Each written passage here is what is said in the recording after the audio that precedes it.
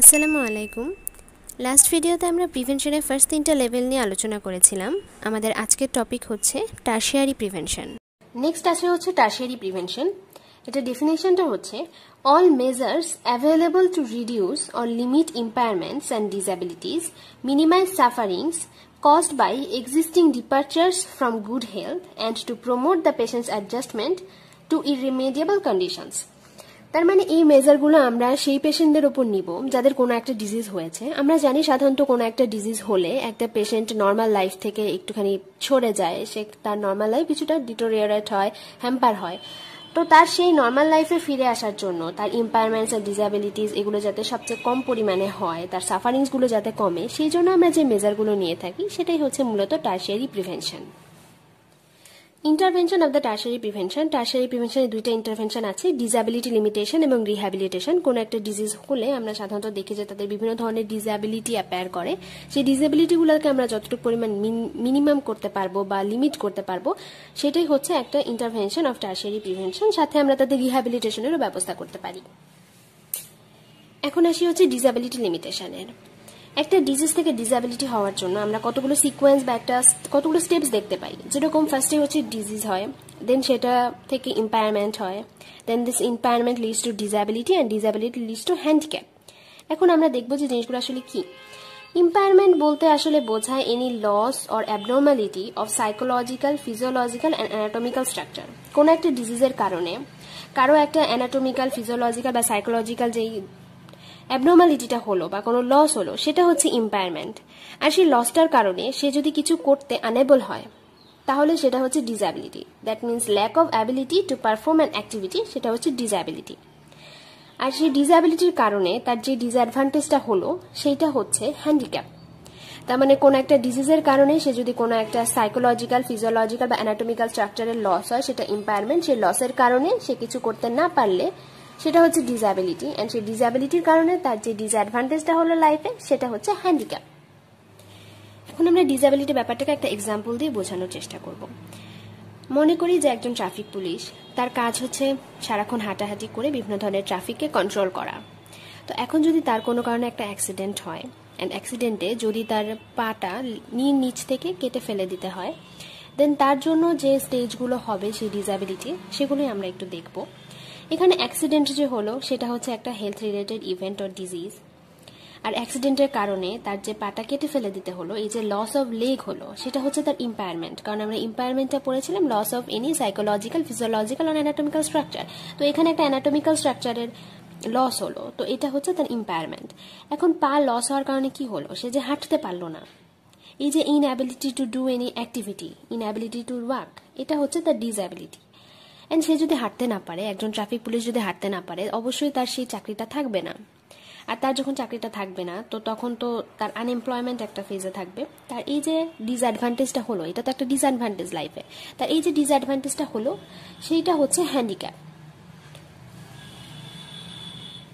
এখন আসি যে আমরা এই ডিসএবিলিটিটা কিভাবে প্রিভেন্ট করতে পারি। আমরা এই ডিসএবিলিটিকে মূলত 3টা লেভেলে প্রিভেন্ট করতে পারি, প্রাইমারি লেভেল, সেকেন্ডারি লেভেল এবং টারশিয়ারি লেভেল। প্রাইমারি লেভেলে আমরা কিভাবে প্রিভেন্ট করতে পারি, আমরা রিডিউস দ্য অকারেন্স অফ ইম্পায়ারমেন্টটা যাতে না হয় সেটা রিডিউস করতে পারি। যেরকম আমরা পলিওর কারণে আমরা জানি যে বিভিন্ন ধরনের ইম্পায়ারমেন্ট হয়ে থাকে, সেটা যাতে না হয় সেই জন্য আমরা পলিওর এগেনস্টে ভ্যাকসিন দিতে পারি, আমরা ইমিউনাইজেশন করতে পারি। সেকেন্ডারি লেভেলে আমরা কি করতে পারি, আমরা অ্যাপ্রোপ্রিয়েট ট্রিটমেন্ট করতে পারি যাতে সেটা ডিসএবিলিটি পর্যন্ত না যায়। আর টারশিয়ারি লেভেলে করতে পারি হচ্ছে prevention of the transition of disability to handicap. Secondary লেভেলে যদি আমরা প্রিভেনশন নেই, তাহলে আমরা ডিসএবিলিটিটাই হয়তো রিমুভ করতে পারবো বা রিডিউস করতে পারবো। কিন্তু যদি ডিসএবিলিটিও হয়ে যায়, আমরা চেষ্টা করবো যাতে সেই ডিসএবিলিটিটা হ্যান্ডিক্যাপের রূপ না নেয়। সেই জন্য আমরা যে স্টেপসগুলো নেব, যে প্রিভেন্টিভ মেজারগুলো নিব, সেটা হচ্ছে টারশিয়ারি লেভেলে প্রিভেনশন। নেক্সট হচ্ছে রিহ্যাবিলিটেশন। রিহ্যাবিলিটেশনের ডেফিনেশন হচ্ছে the combined and coordinated use of medical, social, educational and vocational measures for training and retraining the individual to the highest possible level of functional ability. তার মানে কোনো একটা ডিজিজের কারণে একটা মানুষ যে নর্মাল লাইফ থেকে সরে গেল, তাকে আবার নর্মাল লাইফে ফিরিয়ে আনার জন্য মেডিকেল, সোশ্যাল, এডুকেশনাল, ভোকেশনাল বিভিন্ন অ্যাসপেক্টে আমরা তাকে যে ট্রেনিংগুলো দিয়ে থাকি, সেগুলোই হচ্ছে মূলত rehabilitation. Types of rehabilitation. Rehabilitation 4 ধরনের হয়ে থাকে, medical, vocational, social and psychological. Medical rehabilitation বলতে আমরা রিস্টোরেশন অফ দ্য ফাংশন বুঝি, যেরকম একটু আগে আমরা একটা ট্রাফিক পুলিশের এক্সাম্পল দিয়ে বললাম যে তার পা কেটে ফেলতে হয়েছিল, তো আমরা যদি তার সেই কাটা পায়ের বদলে একটা আর্টিফিশিয়াল পা লাগিয়ে দিই, দেন সেটা হবে হচ্ছে রিস্টোরেশন অফ দ্য ফাংশন, সেটা মেডিকেল রিহ্যাবিলিটেশন। এখন সেই পা লাগানোর কারণে সে যে আবার আর্ন করতে পারবে, সেইটা হচ্ছে তার ভোকেশনাল রিহ্যাবিলিটেশন, যে restoration of the capacity to earn. Then social rehabilitation হচ্ছে restoration of the family and social relationship. আমরা জানি কোনো ডিজিজের ক্ষেত্রে একটা সোশ্যাল ডিস্টেন্স তৈরি হয়, বা একটা মানুষ যখন হ্যান্ডিক্যাপ হয়ে যায় তখন অনেক সময় ফ্যামিলিতে এবং সোশ্যালি সে অনেকটা নেগলেক্টেড হয়। তো তাকে সেই অবস্থাটাকে উন্নতি করার জন্য, সে যাতে এরকম নেগলেক্টেড না হয়, আমরা যে স্টেপসগুলো বা মেজারমেন্টগুলো নিব সেটা হচ্ছে সোশ্যাল রিহ্যাবিলিটেশন। দেন ফাইনালি হচ্ছে সাইকোলজিক্যাল রিহ্যাবিলিটেশন।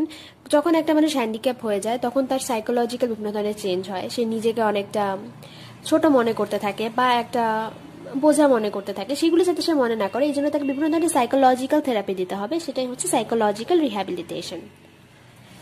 অনেক সময় পরীক্ষা এটা ধরে থাকে যে আমরা এখন দেখা যায় যে অনেকেই চশমা ব্যবহার করি, তো চশমাটা আমাদের কি ধরনের রিহ্যাবিলিটেশন? সাধারণত আমরা চশমা কেন ব্যবহার করি? কারণ আমরা আমাদের দেখতে কোনো একটা সমস্যা হয়, কারো দূরে দেখতে সমস্যা হয়, কারো কাছে দেখতে সমস্যা হয়, তো যদি চশমা ব্যবহার করি আমাদের সেই প্রবলেমটা সলভ হয়ে যায়, তার মানে সেটা কিন্তু রিস্টোরেশন অফ দ্য ফাংশন।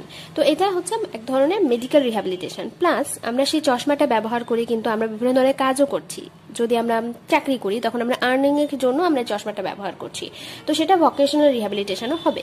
তো যদি আমাদেরকে পরীক্ষায় প্রশ্ন করা হয় যে তুমি যে চশমা ব্যবহার করছো সেটা কোন ধরনের রিহ্যাবিলিটেশন, তখন আমাদের বলতে হবে it is both medical and vocational rehabilitation.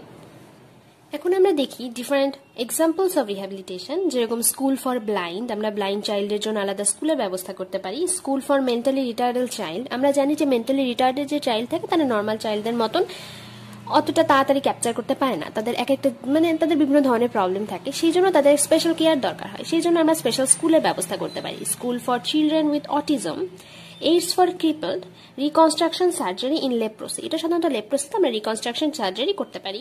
Changes of profession, যেরকম আমরা যে ট্রাফিক পুলিশের এক্সাম্পলটা দিয়েছিলাম, তার পাটা কাটার কারণে তার আর্টিফিশিয়াল পা আমরা লাগিয়ে দিলাম, কিন্তু তারপরেও কিন্তু সে ওরকম হাঁটাহাঁটি করতে পারবে না, বাট সে বসে বসে যে কাজগুলো করা যায় সেগুলো কিন্তু করতে পারবে, অ্যান্ড সেগুলো থেকে উনি আর্নও করতে পারবে।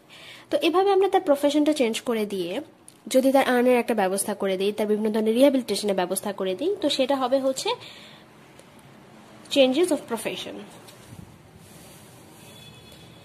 এখন জানবো যে এইম অফ রিহ্যাবিলিটেশনটা কি বা পারপাস অফ রিহ্যাবিলিটেশনটা কি, আমরা কেন রিহ্যাবিলিটেশন করব। এটার পারপাসটা হচ্ছে making productive people out of non productive people. যখন কোনো একটা ডিজিজ হয় বা ডিসএবিলিটি হয় তখন সাধারণত ওই মানুষটা নন প্রোডাক্টিভ হয়ে যায়, কিন্তু একটা নন প্রোডাক্টিভ মানুষ সাধারণত আমাদের সোশ্যালি তেমন একটা প্রভাব ফেলতে পারে না। তো আমাদের কাজ হবে সেই নন প্রোডাক্টিভ পিপলটা থেকে আমরা কিভাবে একটা প্রোডাক্টিভ পারসন পেতে পারি, সেটাই হচ্ছে রিহ্যাবিলিটেশনের মেইন উদ্দেশ্য। ফাইনালি তাহলে আমরা দেখে নিই যে মোড অফ প্রিভেনশন কি কি আছে, একটা প্রিভেনশনের কি কি মোড আছে, সেগুলো আমরা এতক্ষণ যে ইন্টারভেনশন পড়লাম মূলত সেগুলোই, যেমন health promotion, specific protection, early diagnosis and treatment, disability limitation and rehabilitation. এর মধ্যে হেলথ প্রমোশন, স্পেসিফিক প্রোটেকশন এই দুইটা হচ্ছে প্রাইমারি প্রিভেনশনের part, early diagnosis and treatment এটা হচ্ছে সেকেন্ডারি প্রিভেনশনের মাধ্যমে, and disability limitation and rehabilitation করতে পারি আমরা টারশারি প্রিভেনশনের মাধ্যমে।